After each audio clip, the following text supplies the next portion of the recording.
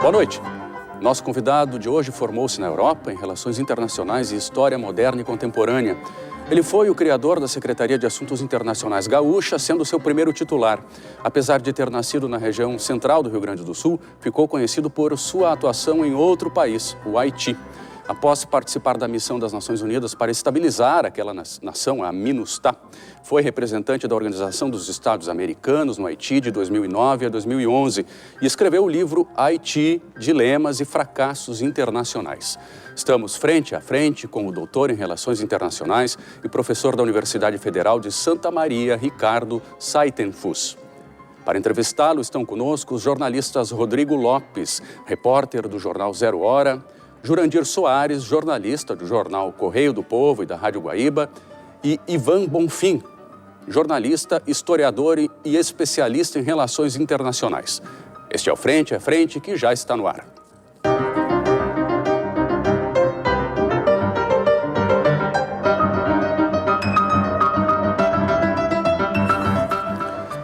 O Frente a Frente vai ao ar nas quartas-feiras, às 8 da noite, e nos domingos, às 13h30 da tarde. Você pode compartilhar, curtir ou sugerir assuntos para o programa através da nossa página no Facebook. O endereço é facebook.com/Frente a Frente.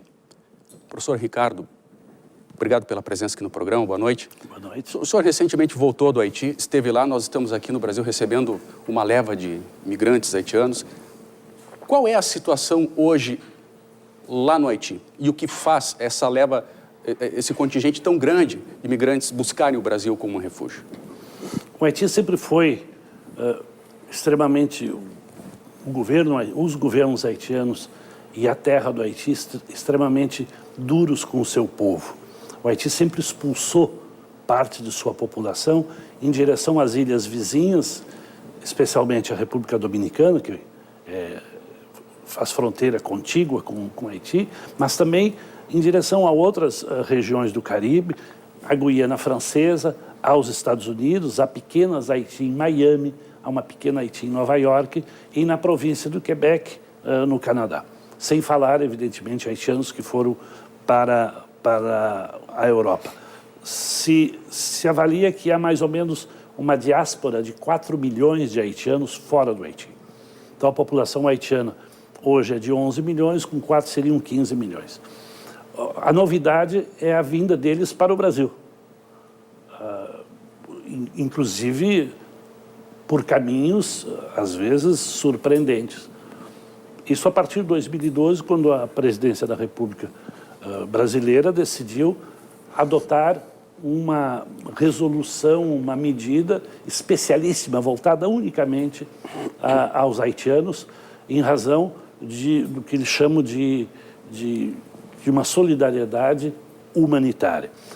Lembro aos telespectadores que o terremoto foi em janeiro de 2010 e essa resolução é adotada em 2012, ou seja, durante 2 anos nós não tomamos essa atitude. Por que acontece isso, professor? Eu creio que não é exatamente por causa do terremoto que se tomou essa decisão. É por uma demanda cada vez mais forte de migração por parte de haitianos e que havia uma sensibilidade, que é uma sensibilidade no governo brasileiro com relação a essa demanda. Porque nenhum país, eu digo bem e enfatizo, nenhum país tem a política com relação aos haitianos que o Brasil tem. Nenhum. Nenhum país exige unicamente um passaporte, uma taxa de visto de $200 e um atestado de bons antecedentes e permite que os haitianos cheguem no Brasil, recebam uma carteira de trabalho, recebam documentos oficiais, possam se beneficiar justamente do sistema público de saúde, por exemplo, ou escolar. Ou seja, nenhum país faz o que o Brasil está fazendo. E a que se deve isso?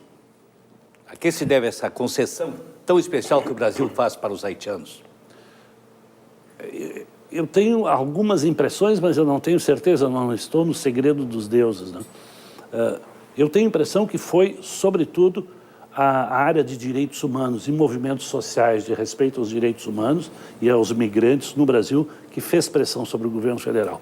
No entanto, é necessário enfatizar que esta decisão não foi uma decisão unânime dentro do governo. Por que eu digo isso? Porque no momento de operacionalizá-la, ou seja, o que o Brasil queria? O Brasil queria evitar que os coiotes continuassem trazendo haitianos via República Dominicana, Equador, Peru e entrasse pelo Acre. Esse foi o objetivo do Brasil, do governo brasileiro. No entanto, não foi concedido ao Itamaraty, sobretudo ao consulado brasileiro em Porto Príncipe, os meios materiais, humanos, para registrar essa demanda e conceder esse visto. Tanto é assim que o cônsul, até 15 dias atrás, concedia unicamente 15 vistos por dia. E há centenas de pessoas que acampam na frente do consulado brasileiro, em Pétionville, ao lado de Porto Príncipe, esperando o visto. Portanto, eu tenho a impressão, a minha interpretação, que o próprio Itamaraty e algumas autoridades dentro do governo brasileiro não estavam de acordo com essa decisão, que foi uma decisão presidencial. E pelo que me consta, ela será mantida contra ventos e marés até 2018. Ou seja, até 2018 nós teremos essa situação e o Brasil, já foi dito isso inclusive publicamente, não expulsará haitianos, não fará comboios ou aviões lotados, como é o caso de muitos países que expulsam os estrangeiros ilegais ou indesejáveis, sem falar, evidentemente, nos dramas extraordinariamente terríveis que acontecem no Mediterrâneo. Agora, hoje. essa limitação pode ser para que não tivesse um volume extraordinário de haitianos vindo ao mesmo tempo, porque nós já estamos com um volume significativo, né? Se houvesse as concessões acima destes 15, são 15 vistos diários, né? Poderíamos ter aí um contingente muito grande. Mas agora esse limite já se foi. Já se foi, agora são 2.000 vistos por mês e provavelmente, se houver pressão, se aumentará. Conversando com colegas haitianos, sociólogos, demógrafos, eu coloquei essa situação para eles, ficaram primeiro muito felizes, depois muito surpresos que um país tivesse essa política para o acolhimento de haitianos, e eu fiz a pergunta que nós todos nos fazemos, ou seja, quantos haitianos se candidatarão para vir ao Brasil? E eles são unânimes em me dizer que entre 4 e 4,5 milhões de haitianos são candidatos a migrar. Se possível para o Brasil, mas nem sempre ficarão no Brasil.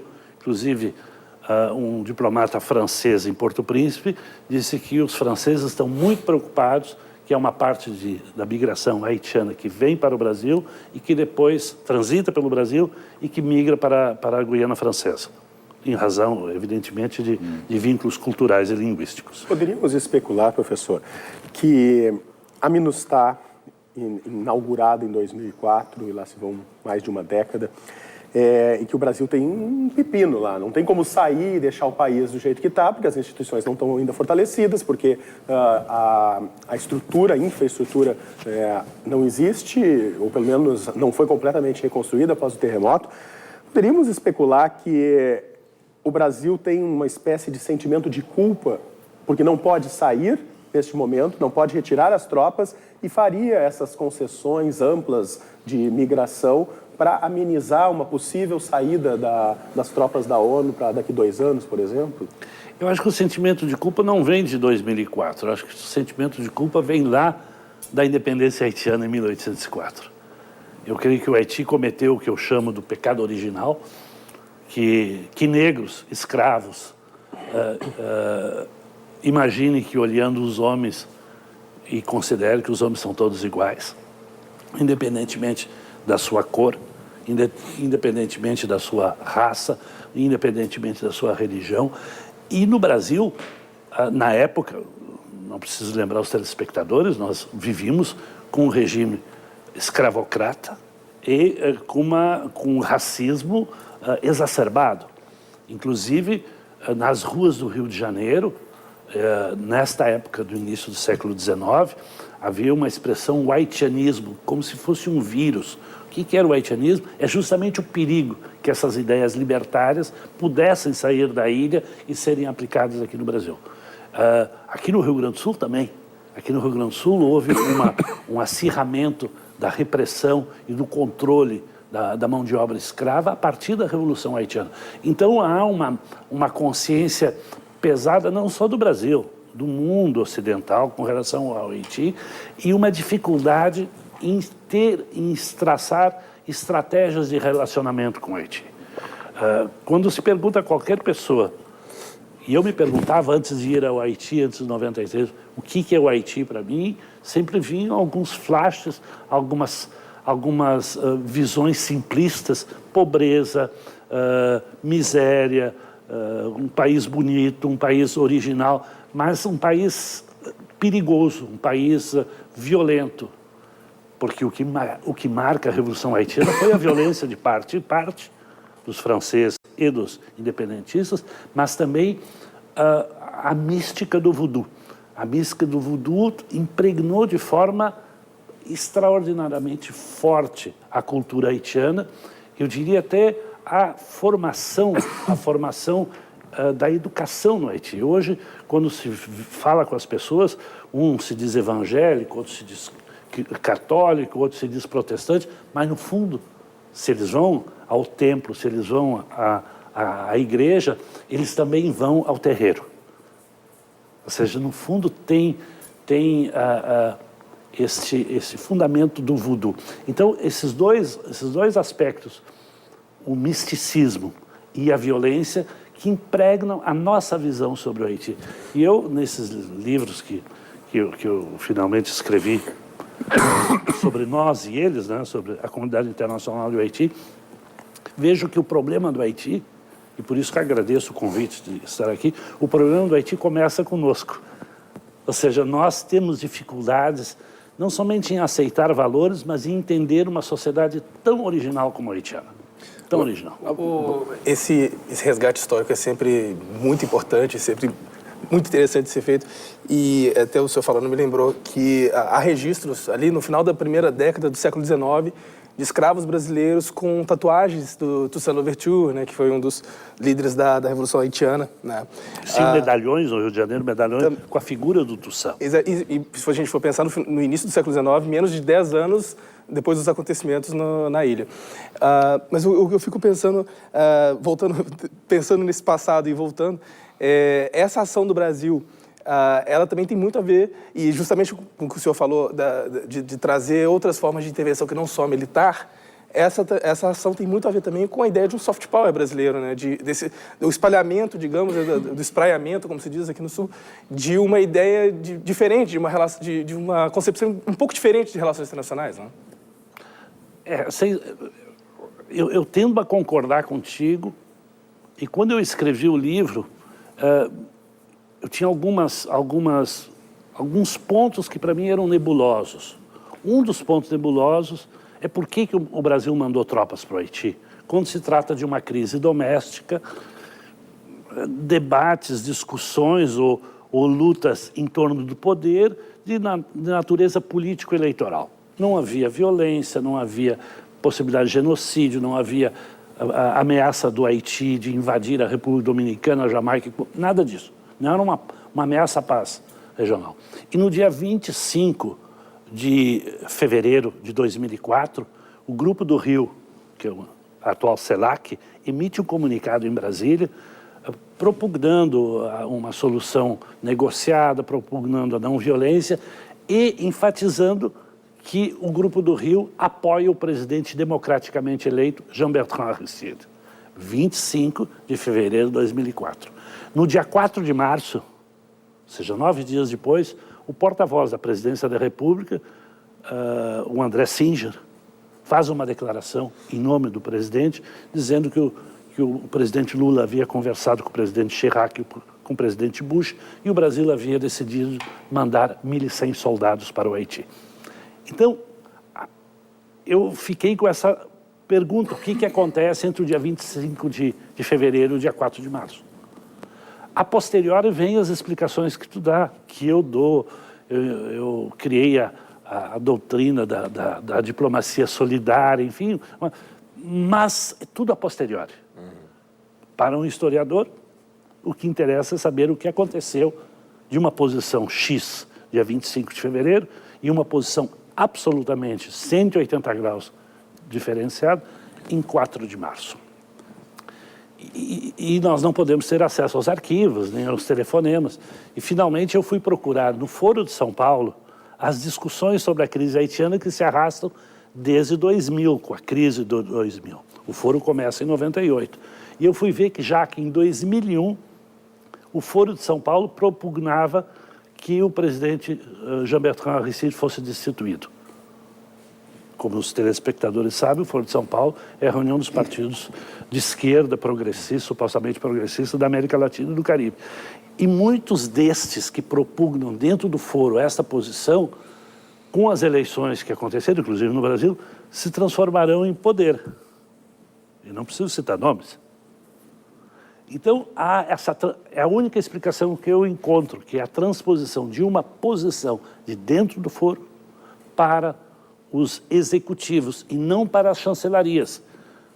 E na minha interpretação, a posição tomada foi tomada pela Presidência da República, que ao tomá-la leva consigo uma parte importante, em todo caso, dos países do Mercosul, mais o Chile, que já estava lá com a MIF, com a missão de intervenção dos americanos e dos franceses, mas não é da diplomacia tradicional do Brasil, porque se contrapõe a um princípio fundamental da nossa política externa, que é a não intervenção nos assuntos, sobretudo com forças militares, nos assuntos internos dos países, por razões de natureza política, eleitoral, constitucional. E era isso que estava acontecendo no Haiti. O senhor viu lá agora, recentemente, a possibilidade da MINUSTAH encerrar a missão a curtíssimo prazo. Hoje, por exemplo, seria possível o Haiti construir sozinho a sua sociedade?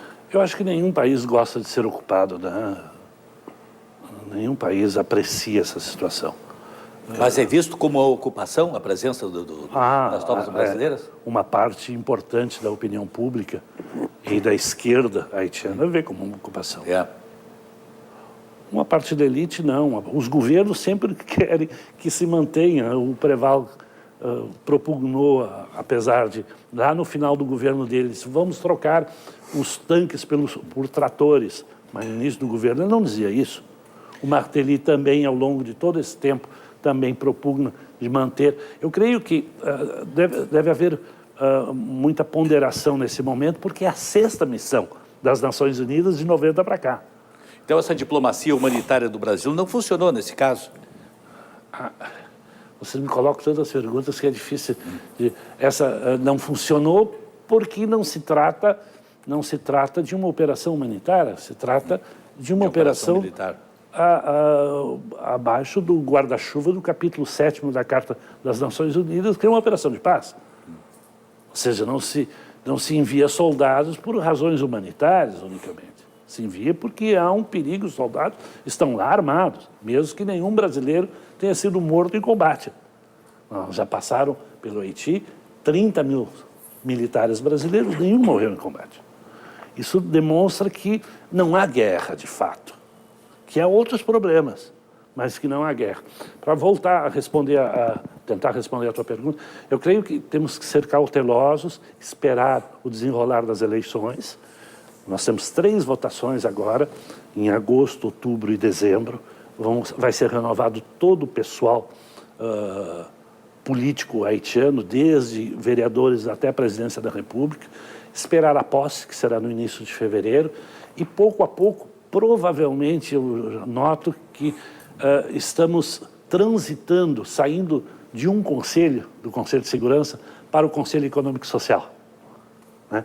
Pouco a pouco está sendo discutido isso. Porque os problemas, e o Brasil tentou não somente participar da solução das consequências do mal haitiano. Qual é a consequência? A insegurança. Mas qual é o mal haitiano? É a falta de perspectiva, é a desesperança, é o desemprego de 80%, por isso tantos haitianos vêm para cá, é o analfabetismo, é o abandono da agricultura, ou seja, são problemas de natureza socioeconômica, que tem uma repercussão na segurança e, sobretudo, na política. Creio que o grande nó gordo do Haiti, nós não conseguimos tocar nele, é a questão de ter um pacto entre os atores políticos, como nós fizemos na América Latina para transitar da ditadura militar para o regime civil. Todos os países fizeram, como a Espanha fez com Moncloa. O Haiti é o único país que está tentando sair da ditadura, ir em direção à democracia representativa, sem esse pacto. O pacto faz o quê? Ele olha para o passado, lei de anistia, lei de perdão, enfim, e olha para o futuro. Eu digo sempre, é um retrovisor e um para-brisa. O futuro é multipartismo, alternância no poder, liberdades, respeito das minorias, respeito aos direitos humanos, e não se fez isso no Haiti. Por quê? Porque nós não tivemos a capacidade de impor, e eu acho que o Conselho de Segurança deveria impor, e ao mesmo tempo os pequenos partidos, eu vou dizer algo agora que os telespectadores vão ficar horrorizados, os pequenos partidos foram agora contados, são 160 partidos políticos. Nós temos as eleições presidenciais agora, primeiro turno em outubro, estão discutindo ainda algumas candidaturas, mas nós seremos em torno de 60 candidatos. 60 candidatos à presidência? À presidência. Que beleza. Numa ilha de 10 milhões de habitantes. Então,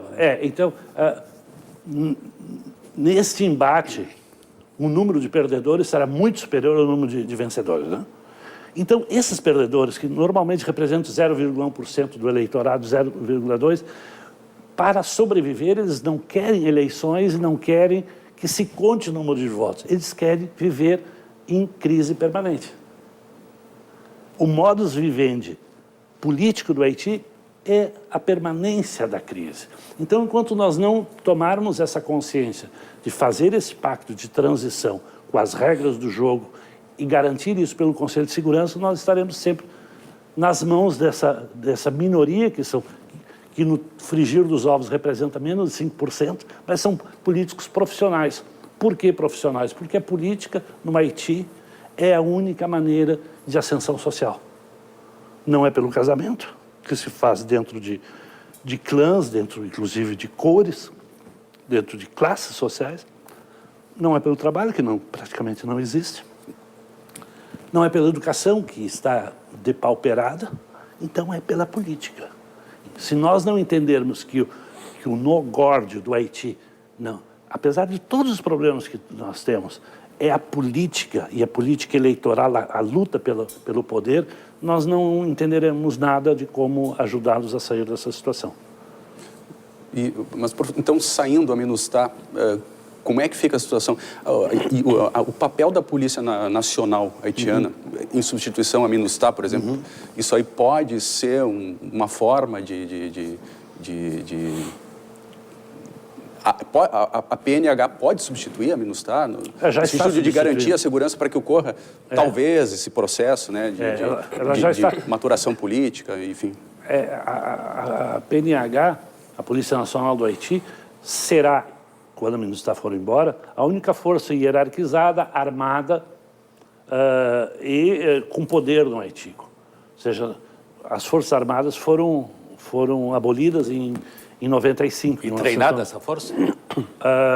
Bom, elas são treinadas unicamente para policiar. Elas são treinadas pelos canadenses desde 98 e depois pela UNPOL.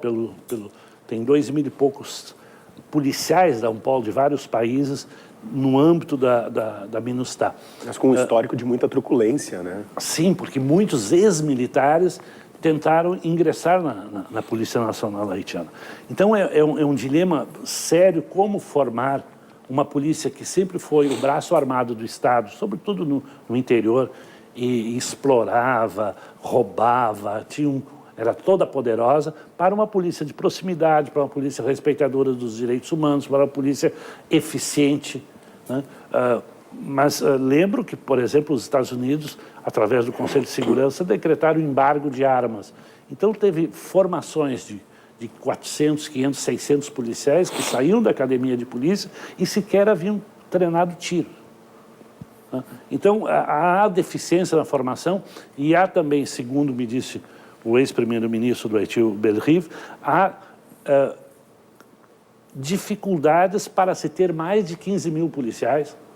Parece que essa é a meta, o máximo, o teto, que o Estado haitiano, o Tesouro haitiano, não tem como remunerá-los. Não tem capacidade para remunerar mais de 15 policiais.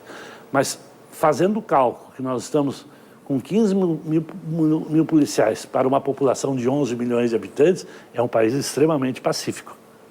Extremamente pacífico, inclusive os índices de assassinatos de cada 100 mil habitantes é em torno de 12 por cada 100 mil habitantes. O Brasil está em 30, e certas regiões do Brasil em 55 para cada 100 mil habitantes. Sem falar em Honduras e El Salvador, que estão em 80. Então, se é para ter uma operação de paz das Nações Unidas, em razão de uma suposta violência urbana, há outros países candidatos nas Américas antes do Haiti. Eu sempre me movimentei, inclusive sem motorista, fosse o Haiti, sem motorista. No Haiti nunca sofri ameaça, nunca percebi qualquer tipo de problema. É um país pobre, mas é um país extremamente digno. Professor Ricardo, eu vou pedir licença.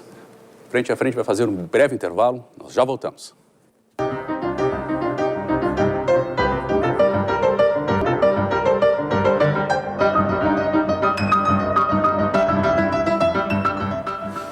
Estamos de volta hoje, frente a frente, com o doutor em Relações Internacionais e professor da Universidade Federal de Santa Maria, Ricardo Seitenfuss. Para entrevistá-lo estão conosco os jornalistas Rodrigo Lopes, repórter especial do Jornal Zero Hora, Jurandir Soares, jornalista do Jornal Correio do Povo e da Rádio Guaíba, e Ivan Bonfim, jornalista, historiador e especialista em relações internacionais. Você pode comentar, curtir e compartilhar em nossa página no Facebook. O endereço é facebook.com/frente a frente. Professor Ricardo, a respeito dos haitianos que estão vindo para o Brasil, a gente tem uma certa impressão de que eles estão vindo com uma ilusão, com uma visão do Brasil diferente do que realmente é a situação hoje no Brasil, a situação econômica e a condição de receber estrangeiros no Brasil.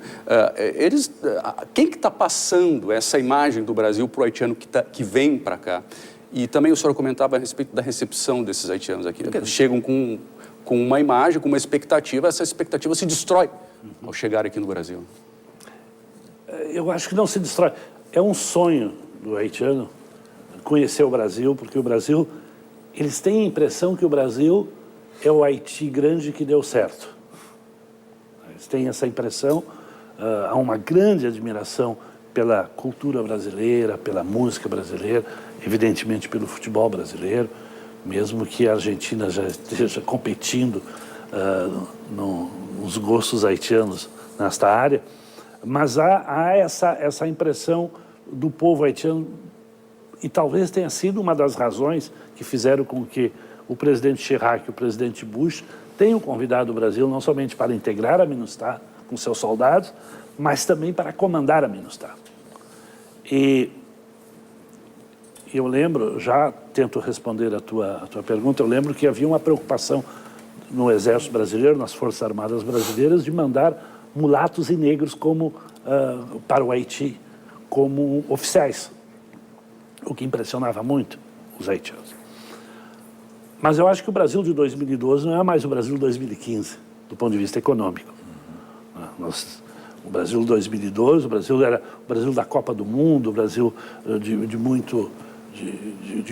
quase do pleno emprego, enfim, havia uma grande euforia nacional. Era a menina dos olhos da comunidade internacional. E não somente dos haitianos, ou seja, vinham portugueses, franceses, italianos, todo mundo vinha se estabelecer no Brasil porque a crise estava tocando as portas desses países e o Brasil estava nesta fase de euforia. Hoje nós notamos que não é mais assim, o que é o contrário do que foi. Então, as decisões de 2012, quando aplicadas em 2015, a recepção não é mais a mesma. Há, sim, algumas reservas, eu não diria críticas, e há também manifestações de haitianos que vieram ao Brasil e que pretendem voltar para o Haiti, e há também haitianos que estavam estabelecidos na República Dominicana em razão dos problemas hoje de apátridas. Há uma nova lei da Corte Constitucional Dominicana considerando, inclusive, haitianos que nasceram na República Dominicana como não dominicanos. É uma discussão e uma crise terrível, e os telespectadores podem acompanhar isso através da grande imprensa internacional, uma crise entre os dois países em razão da possível expulsão de 200 mil haitianos da República Dominicana em direção ao Haiti. Então, há candidatos haitianos que estão na República Dominicana e que da República Dominicana fazem o percurso para o Brasil. Eu não digo que é uma decepção, mas é evidente que parece que é um sistema que funciona até os haitianos chegarem no aeroporto no Brasil, né? Ou seja, o visto, enfim, a entrada, e a partir desse momento, ou que chegam na fronteira com o Acre, que provavelmente, segundo uma percepção que eu tenho, provavelmente a fronteira será fechada no Acre, para fazer com que estas diretrizes do governo brasileiro para uma migração regular e legal seja respeitado. Justamente quando foi distribuído esse folheto distribuído pelo governo brasileiro no Haiti, mencionava a necessidade de uma migração legal e exigia somente 3 elementos para que o haitiano, candidato a migrar, pudesse fazê-lo. Um visto que custa $200, um passaporte e um atestado de bons antecedentes, nada mais. Se quer um exame de saúde, o que é uma certa leviandade por parte do governo, não para impedir que eventuais doentes migrem para o Brasil, mas para saber que eventuais doentes, portadores de doenças, inclusive nós temos a cólera no Haiti, que não tragam essa enfermidade, ou que se trazem sejam tratados antes de chegar no Brasil. Isso não é feito, é feito somente essas 3 exigências. E o Brasil oferecia, através desta publicidade da migração legal, dizendo que os haitianos iriam ter acesso ao sistema de saúde no Brasil, teriam uma carteira de trabalho e seriam considerados imediatamente como migrantes legais. Tudo isso muito ilusório, né? Tudo isso muito ilusório, porque a realidade que nós temos são haitianos que vieram, muitos até que já voltaram. Muitos outros que chegaram aqui com formação acadêmica, formação universitária, tiveram que trabalhar como padeiro, como pedreiro, como ajudante disso, ajudante daquilo, né? E dentro de uma realidade que não é mais aquela que tu ressaltaste no ano de 2012, que hoje é uma realidade em que o desemprego começa a aumentar no país, né? Então, como é que nós vamos ver o futuro deste pessoal por aqui? E até contribuindo com a pergunta, nós na Zero Hora acompanhamos de ônibus um grupo de haitianos saindo do Acre até São Paulo, e com uma dificuldade enorme de deslocamento, passando fome, sem estrutura sanitária nenhuma, né? Ônibus clandestinos. E esse jogo de empurra-empurra, né? Porque São Paulo não quer, o Rio Grande do Sul os recebe, mas eles não querem vir para cá, até porque acreditam que o mercado econômico em São Paulo e Rio de Janeiro é mais forte. No intervalo, você comentava que os mais graduados acabam optando pelo Canadá e pelos Estados Unidos. Aqui em Porto Alegre a gente vê muitos haitianos em postos de combustíveis também, né? Uhum. O Haiti sempre expulsou, como disse no início, sempre expulsou seus filhos da terra. E nós todos sabemos que alguém que migra forçado, por circunstâncias, por situações, ninguém faz isso de bom grado. Houve uma migração de qualidade e continua havendo uma migração supostamente de qualidade, com formação de recursos humanos, sobretudo na área da saúde, para os Estados Unidos e para o Canadá. Os Estados Unidos têm uma legislação muito específica para os migrantes cubanos, mas que eles não aplicam para os migrantes haitianos. Apesar disso, nós temos uma presença haitiana forte nos Estados Unidos. Ao passo que o Canadá faz abertamente uma diplomacia para atrair, sobretudo, pessoas que têm algum tipo de formação na área da saúde.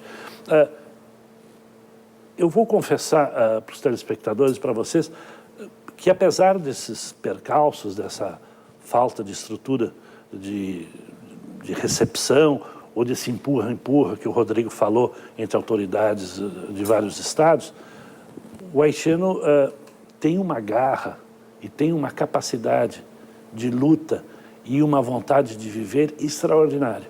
Extraordinária. Há muitos brasileiros, houve e continua havendo, que eram formados em engenharia, eram formados em universitários, e foram para a Europa, foram para o Japão e foram para os Estados Unidos ser garçom em restaurante, acontecer essas fases. Eu acho que o haitiano vai passar por isso, sim. E mesmo que esses índices, Jurandir, de desemprego são preocupantes em termos econômicos nos próximos 2, 3 anos, eu creio que para esse tipo de perfil que se submete a esse tipo de trabalho, nós temos oferta ainda no Brasil. Nós temos oferta ainda no Brasil. Eu não me preocupo muito com isso. Eu me preocupo com o número. Quando eu mencionei anteriormente que, segundo os estudos, não são os 46, os 48 mil que estão aqui hoje, mas tem milhares e milhares de candidatos para migrar. Milhares e milhares. E também a incapacidade que o Brasil teve com relação aos seus vizinhos, muito especialmente o Equador e o Peru, de bloquear a passagem. Impedir que esses 2 territórios se transformassem em territórios de trânsito. O Rafael Correa, de uma forma bastante irônica, diz: migrar é um direito humano fundamental. Ele diz isso porque ele sabe que os haitianos não ficarão no Equador, ou alguns ficarão. E também com relação ao Peru, nós não conseguimos, eu não digo impedir, Jurandir, mas organizar, ordenar. O Brasil, que é o país mais importante da América do Sul, não consegue, não é por falta de esforço da diplomacia brasileira, não consegue convencer os equatorianos e as autoridades peruanas a colaborar para coibir e colocar um ponto final a esse tráfico desumano de pessoas representado pelo trabalho dos coiotes, dos supostos coiotes. Eu me pergunto onde está a autoridade do governo brasileiro para impor sanções, impor algum tipo de castigo ao Equador e ao Peru por não colaborar, não em nosso benefício, mas em benefício dos migrantes, claro, para protegê-los. Já que o senhor tocou nesse assunto, professor, a MINUSTAH, o Brasil assume esse papel preponderante no Haiti no âmbito do surgimento, do fortalecimento da Unasul, né? E também, durante esses 11 anos, aí houve uma mudança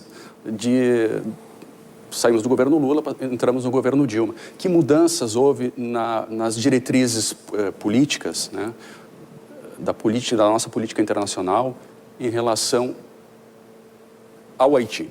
Aproveitando essa pergunta dele, fazer a ligação com o que tu disseste do março lá de 2004, né, quando houve essa decisão do Brasil, isso ali teria sido... Da presidência. Da presidência. Pois é, teria sido em função daquele objetivo do Brasil de buscar um assento permanente no Conselho de Segurança da ONU? Respondendo primeiro a tua... houve 1 ou 2 manifestações nesse sentido, quando houve debates no Congresso Nacional, por parte de representantes do governo. Eu lembro muito bem que o Fernando Gabeira, que era um deputado da oposição, mas de esquerda, e que tinha certas resistências, uma crítica, disse: mas não é possível que nós queiramos, em cima da desgraça do Haiti, oferir algum tipo de vantagem, algum tipo de lucro. Nem em conversas privadas se falou muito sobre isso. Eu acho que o caminho para Nova York não passa por Porto Príncipe. Não passa por Porto Príncipe. São outros parâmetros. Agora, houve mudança entre a administração do Lula e a administração da presidente Dilma com relação ao Haiti. Eu creio que não tanto a mudança de presidente, mas o fato de nós termos em janeiro de 2010 o terremoto no Haiti. Quando houve o terremoto, muda praticamente tudo. Bom, a cidade mais importante, 85% da renda do Estado haitiano vem da região metropolitana de Porto Príncipe, e aquilo foi destruído. Foi uma hecatombe, uma coisa. E frente a esse desastre, a MINUSTAH estava desarmada, ou seja, a MINUSTAH não foi preparada para isso, ninguém foi preparado para isso. E eu conto justamente no livro que eu 2 dias antes do terremoto eu vim de férias, já estava há 1 ano e pouco lá. E estava em Arroio do Tigre, na casa do familiar, e na quinta-feira, o terremoto foi uma terça, na quinta-feira eu embarquei no Galeão, na base militar do Galeão, no sucatão, que levou os primeiros bombeiros brasileiros para o Haiti. Eu cheguei às 2 da manhã, de quinta para sexta, no aeroporto de Porto Príncipe. E consegui falar com uma amiga minha no telefone para saber como estava a família. E ela me disse, no final da conversa, disse, tu vais dormir aonde? Eu digo, eu vou dormir em casa. Ele disse, mas tu não tem mais casa? O teu edifício ruiu e matou todo mundo. Então, eu estava aqui, ainda bem. E eu fiquei durante todo esse período no Haiti, um período que desarmou todo mundo, todo tipo de estratégia. Não é tanto a mudança de presidência da República no Brasil, mas é o fato de nós não sabermos o que fazer a partir do terremoto, porque foi a catástrofe natural, num só país, a mais mortífera da era moderna. E os americanos, a primeira coisa que fizeram foi mandar soldados, porque imaginavam que iria ter saques, que iria ter revolta, e não, houve uma atitude extraordinariamente doce, compreensível. O Rodrigo foi lá, ele lembra, suave, a gente ouvia durante as noites, sem luz, sem nada, lamentos e, sobretudo, cânticos religiosos. É um povo impregnado com muita espiritualidade. E eu vejo que esta foi a mudança do nosso governo, mas de todos os governos, da própria MINUSTAH, de não saber mais agora o que fazer. É necessário tirar uma cidade que está abaixo dos escombros antes de reconstruir. Houve uma corrida de ONGs para o Haiti, haviam 200 e poucas. Em meados de 2010, havia mais de 10 mil. Uma curiosidade, professor, até o senhor fazendo essa narrativa me lembra muito aquele momento que a gente esteve juntos lá, em que eu acompanhei como repórter o momento que o senhor foi ver, né, seu prédio, o que sobrou do seu prédio naquele dia, pela primeira vez. E para nós, brasileiros, ficamos muito curiosos como é que está hoje lá, né? Como é que está a situação? O lixo das ruas foi retirado, o Palácio Presidencial, um imenso palácio, estava no chão. Como é que está hoje em termos de estrutura? Os prédios estão sendo reconstruídos? Com muita parcimônia, mas já estão sendo. Os escombros foram retirados. E eram 18 milhões de toneladas de escombros. É uma coisa pavorosa o que havia a ser retirado.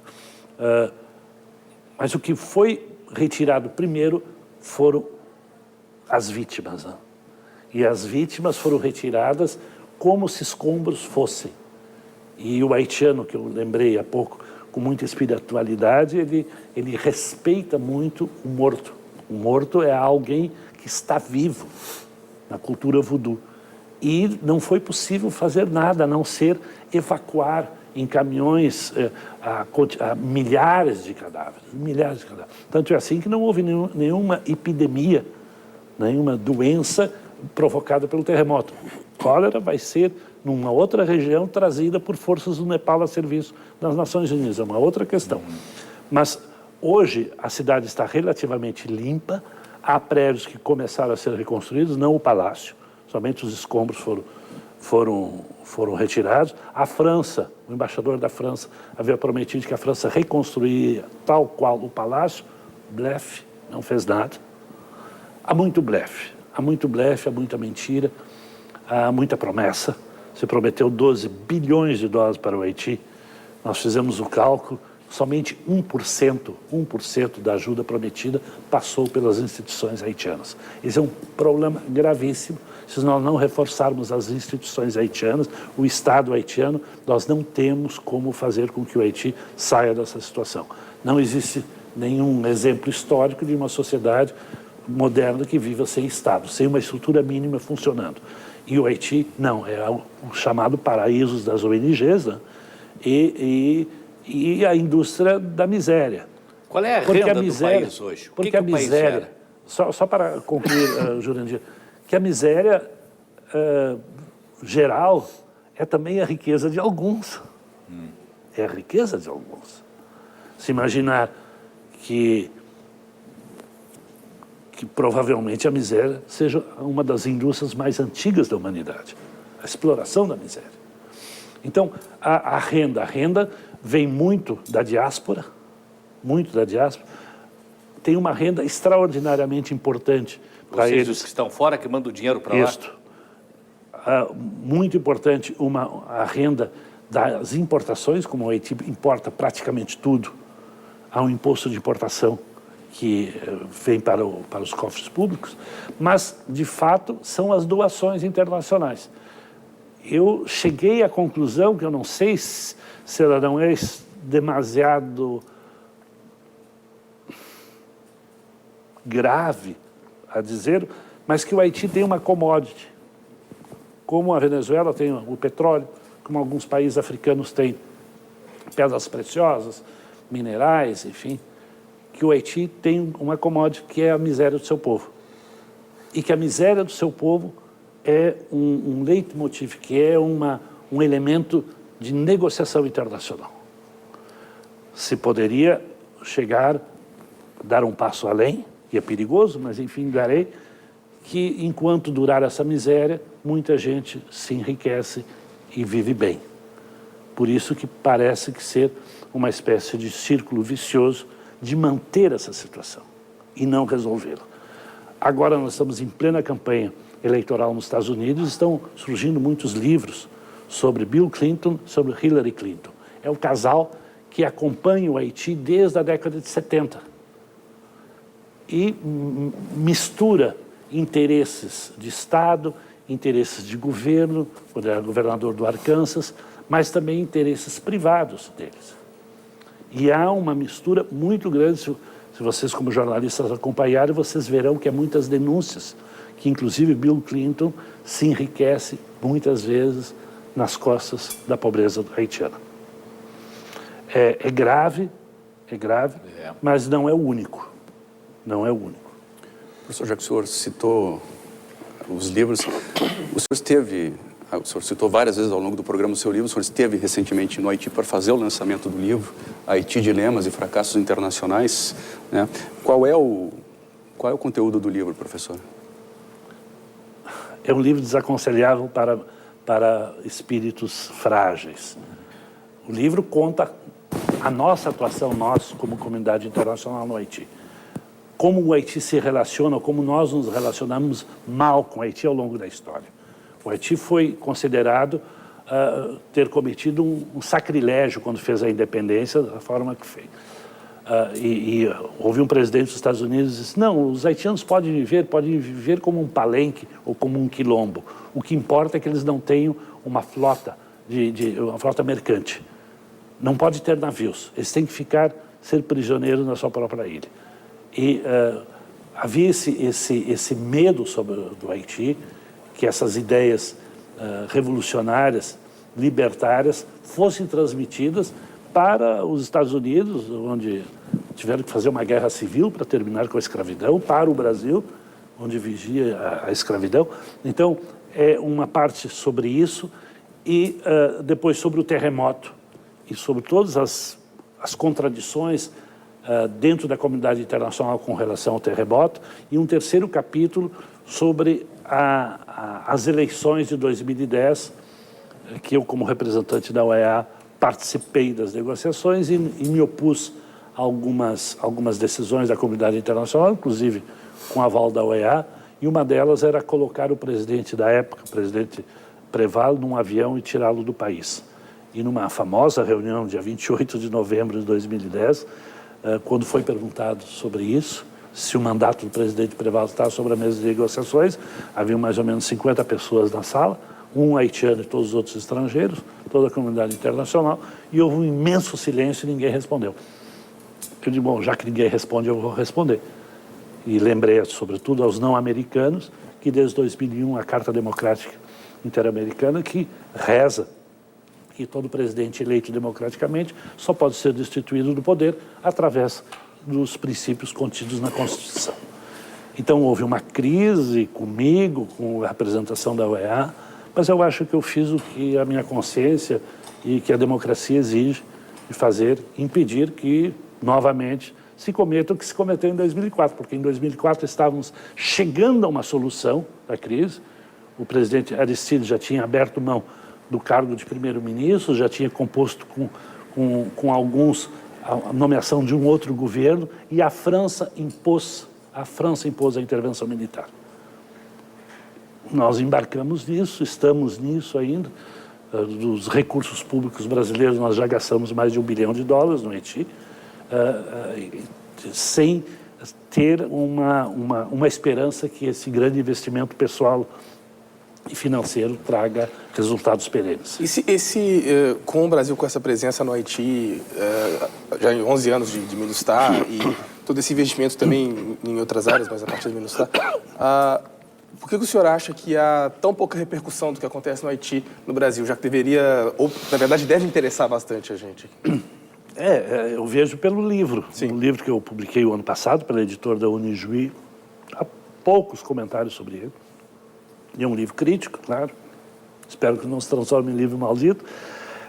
Não sei, parece que é o próprio dos grandes países que olha para o seu umbigo, né? Os Estados Unidos também discutem pouquíssimo as grandes questões internacionais. Há alguns jornalistas, há alguns repórteres, há algumas cadeias de televisão, ou se não... E parece que nós vivemos numa roda viva, ou de euforia ou de crise interna, né? Eu não quero jogar pedra a ninguém, mas seria importante que nós fizéssemos um balanço agora. A pergunta que eu me faço, se essa migração que está vindo para o Haiti, se não for uma forma de compensar os nossos relativos fracassos ou nossas limitações no Haiti, não é também uma forma de nos dizer nós temos que ter outro tipo de cooperação com o Haiti. E que a segurança não basta. A segurança é uma consequência de uma situação de paz social, de emprego, de renda, de ter uma estrutura de saúde pública, de ter uma estrutura de ensino, de educação que o Haiti não tem. Então, eu me pergunto se não é uma forma de reconhecer isso e que talvez, a partir do final da MINUSTAH, dessa transição entre os dois conselhos, o Conselho de Segurança para o Conselho Econômico e Social, o Brasil abrace o Haiti com projetos que ele tentou ao longo desse período e que não foi possível realizar, justamente porque a proposta era essencialmente securitária. Professor Ricardo, infelizmente nosso tempo está esgotado. Agradeço muito a sua presença aqui no programa, agradeço também a presença dos colegas. Frente a Frente fica por aqui. Obrigado pela sua audiência. Até a próxima edição.